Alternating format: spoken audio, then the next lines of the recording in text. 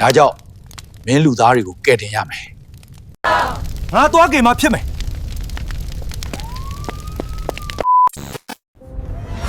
နင်တနေ့တနေ့အဲ့ဒီစူပါဟီးရိုကားတွေပဲကြည့်မနေနဲ့အိမ်လောက်လဲဝိုင်းကူလောက်အောင် ငါမြေမင်းကစူပါမန်တစ်ယောက်ဖြစ်တယ်ဒါကြောင့်မင်းလူသားတွေကိုကယ်တင်ရမယ် ငါအိမ်မက်မက်နေတာပဲ အမေသားစူပါမန်လို့စွမ်းအားတွေရနေပြီလို့ညာကအိမ်မက်မက်တယ်